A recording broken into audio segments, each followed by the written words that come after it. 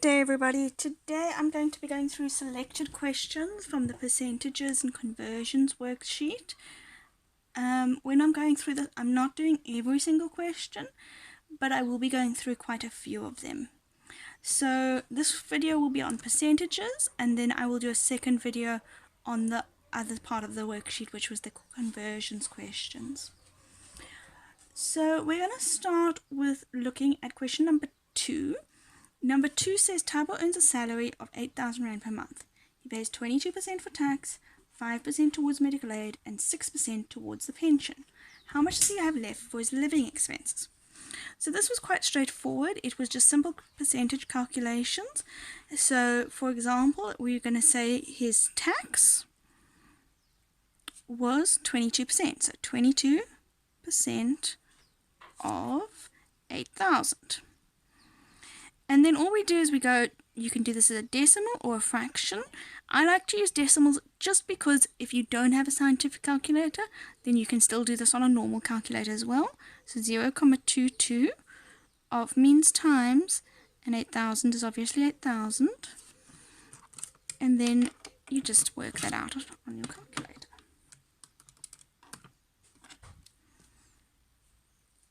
We get 1,760.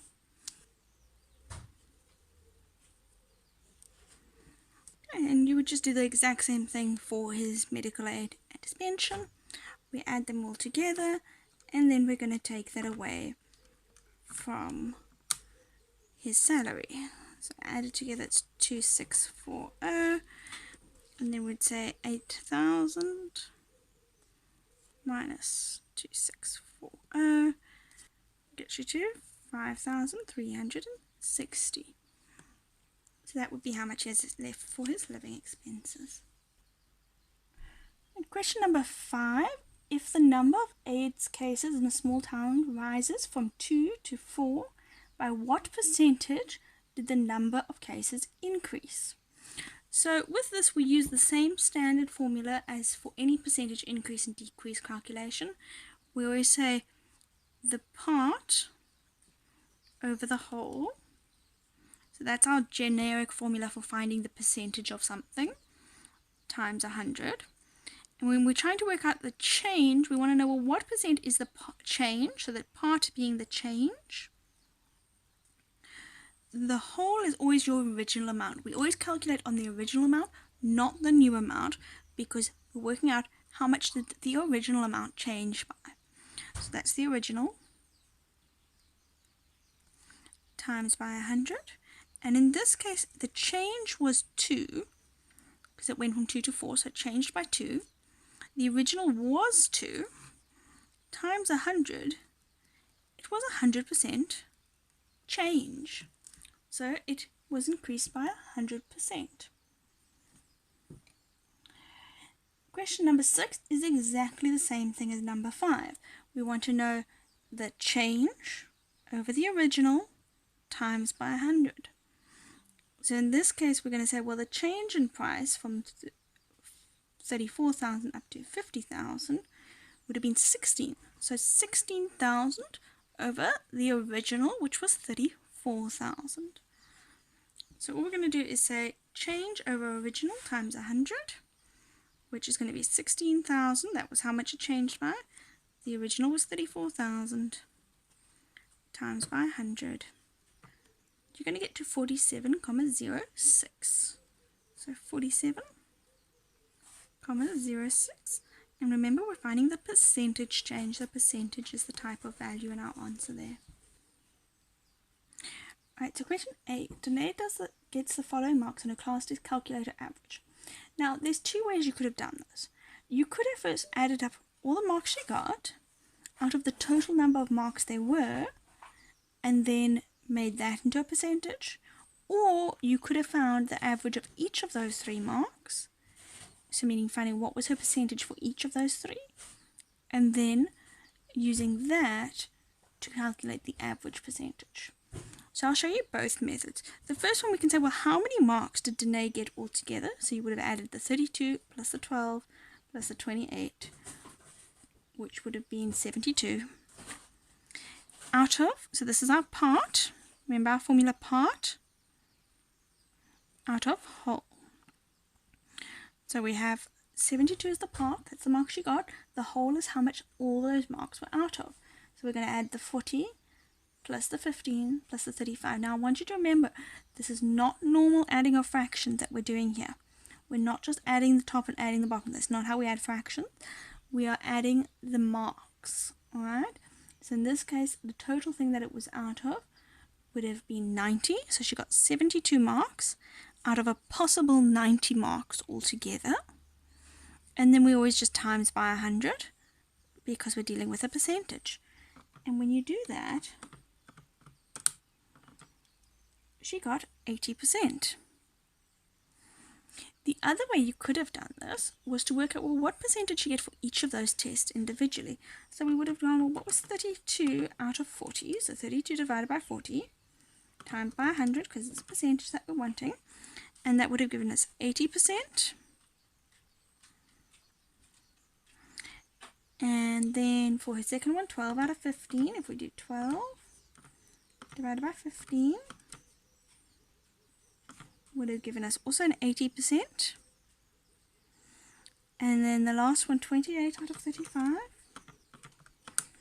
would have also given us 80%. So in this case, they were all 80%. She got the same mark on all three. So we would add them together, divide by 3. The reason I'm showing you that calculation is because if these weren't all the same, you would have the same method. Add together all three percentages, dividing by 3. Alright, the other way you could have done it, if you wanted to do it another way, is you add together the fractions, because this is the same thing as me adding together her averages. And then I'm going to divide my answer by 3. So actually change that to a divide by 3, because this is the same thing as me going 80%, because this is 80% written in a different way. This is 80% written in a different way. And this is 80%, so I'm going 80% plus 80% plus 80%, 3 data points, divided by 3. That will also work. You'll get to land up getting to 0,8. Oops, 0,8, which is 80%. We know from converting percentages. Right, so there's a few ways you can do it. I would suggest you pick one method and you stick to that method. If you prefer doing it where you add together all the parts, you add together all the possible whole numbers and average it out, do that. If you prefer to add them all together, the separate numbers or the separate fractions in this case, and then divide by the number of data points, that's fine too. Just have a plan of action. Alright, so question number 13 says the price of a table is 3,400 Rand including VAT. What is the price excluding VAT? So the first thing I want to think about with this is the way you add VAT on normally. Right? And this is what you would have done in question number 12. In question number 12, they had the price of shoes excluding VAT was 195. What will the price be including VAT? Now, this is the one very important thing you need to remember about this. The price, the original price, before VAT is added, is always considered 100%. This applies to if you're calculating markup as opposed to VAT as well, because VAT and markup on a price is the same process. It's just depending what you're talking about. But the original amount before the VAT's been added is always 100%. So when you're calculating, we can say, well, the selling price is 100% plus the VAT, because we add the VAT to it, and that's 15%. So our new price, the total selling price, or the total price, is 115%. Now this is important because in this case, number 13, we know 115% is 3,400 Rand. What we need to know now is we want to know the price before the VAT. So we want to know, what is this selling price? So we need to get back to 100%. So The one way you can do this is think of it as a ratio, right? 115% to 3,400. We need to get down to 100%.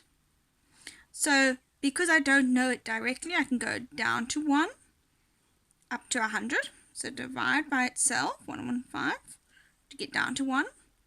And then times by 100 to get 1 up to 100. And then I would do the same thing on this side. Divide by 115. And that'll give me 3400 over 115. And then times by 100. And that's going to give me 2,956.52 when I round off. The other way you can think about this is I'm effectively taking my price, dividing it by 115%. And the reason I say percent is because remember the word percent means per 100. That's where that times 100 comes into it. So you can just learn that process if you prefer not to see the ratio in it. And we can just say, well, 3,400 divided by 115 times by 100, because it's for percentage. There's a percentage in there. It'll get you to the exact same answer. It's just a question of which way you prefer to think of it and which way you're going to remember to do. Personally, I always like to go back to ratios because once you get this process down, once you get used to putting it into a ratio, a comparison, so we know this is equal to this, and the process of going down to 1 up to what you need, you can do it for absolutely any question that involves converting in some way or changing in some form, as long as you have two things that are equal to each other. But it is a personal preference thing. If you prefer knowing, okay, well, I'm just going to divide by the 100 plus the percentage, that works too. Alright, question number 14. I just wanted to mention with this, it's a rather ambiguous question because it says that Edgar's selling a dress for 450 Rand. During the red hanger sale, the dress is marked down to 320 and then again by another 15%. What percentage would the total savings be? So this depends on two things, and that's whether that 15% is calculated on the original price, the 450, or the markdown price, the 320. Now, it's quite an ambiguous question, and you should actually get more guidance than this. But from the way it reads, we're going to work it out on the 320 Rand markdown. So we already know we're going to find out what percentage would the total savings be. So remember, going back to from the earlier question, when we're going to want a percentage, we're going to need the part, which is the savings, out of the whole, because we're looking for a percentage, and in this case the whole would be the original amount, so where's the original at the bottom, times by 100.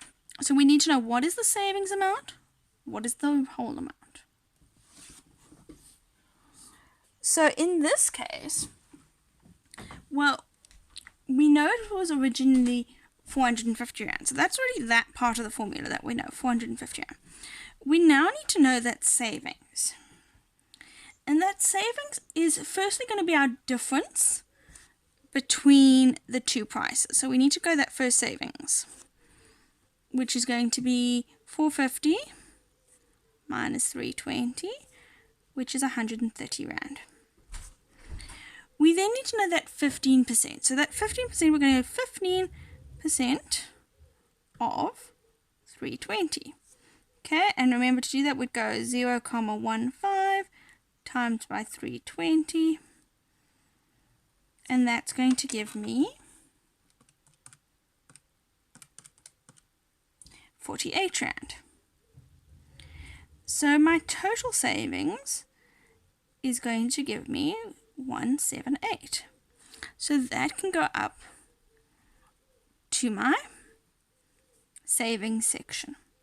Times by 100